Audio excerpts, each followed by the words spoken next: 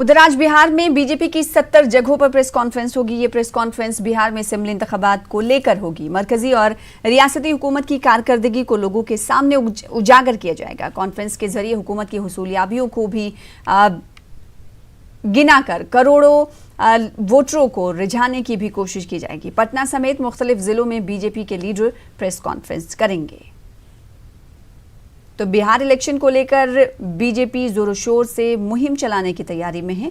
आज इसी सिलसिले में, इसी कड़ी में बीजेपी की तरफ से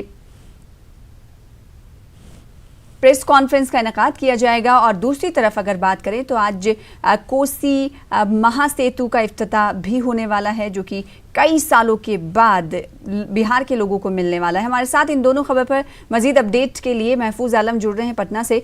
महफूज, एक तरफ तो पीएम की तरफ से सौगात मिलेगी, दूसरी तरफ जो काम एनडीए ने कर दिए हैं बिहार में, उसकी हुसूलियाबियां गिनवाई जाएंगी प्रेस कॉन्फ्रेंस के जरिए। देखिए सना, बिहार असेंबली इंतखाबात को लेकर तमाम सियासी पार्टियों की तैयारियां अपने शबाब पर है।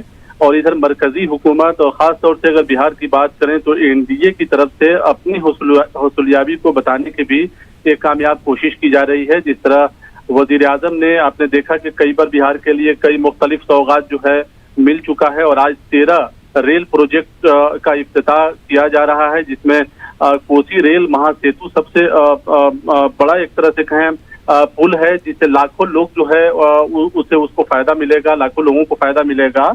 न सिर्फ आमदोरफ्त में कोसी बेल्ट के लोगों को न सिर्फ आमदोरफ्त में जो है फायदा हासिल होगा, बल्कि इस इलाके में तिजारत को भी फरोग मिलेगा। जाहिर है 2003 में ये प्रोग्राम बनाया गया था, फैसला किया गया था कोसी पर पुल बनाने का, जो अब जाकर पूरा हुआ है। तो बिहार असेंबली इंतखाब से पहले वजीर आजम इसका इफ्तिताह करेंगे। जाहिर है इसका भी बेनिफिट जो है कहीं ना कहीं उठाने की कोशिश की जाएगी। और सबसे बड़ी बात है कि 70 जगहों पर, बिहार के मुख्तलिफ जगहों में 70 जगहों पर एक साथ बीजेपी प्रेस कॉन्फ्रेंस करने जा रही है। हालांकि टाइम अलग अलग है। पटना में 11 बजे प्रेस कॉन्फ्रेंस होगा और मुख्तलिफ जिलों में कहीं 12 बजे है, कहीं 1 बजे, कहीं 2 बजे का वक्त रखा गया है। और इस प्रेस कॉन्फ्रेंस में खास तौर से जो बातें बताई जानी है कि मरकजी हुकूमत ने बिहार के लिए क्या किया है, सूबाई हुकूमत ने बिहार के लिए क्या किया है, तमाम तबकात को भी जोड़ने की कोशिश की जाएगी कि NDA as a whole Bihar में 15 सालों की हुकूमत में, एक तरह से कहें तो 15 सालों में बिहार की तस्वीर को बदलने की कोशिश किया है और तमाम तबकात के लिए काम किया है।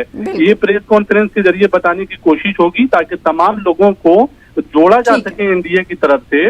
और ये बताया जाए कि वजीर आजम जाहिर सी बात है, मरकजी और रियासती हुकूमतें बिल्कुल तैयार हैं असेंबली इलेक्शन के लिए, और इसीलिए हुसूलियाबियां गिनवाने की भी कोशिश करते हुए दिखाई दे रही है। बहुत शुक्रिया महफूज आलम हमारे साथ जुड़ने के लिए, अपडेट फराहम करने के लिए। फिलहाल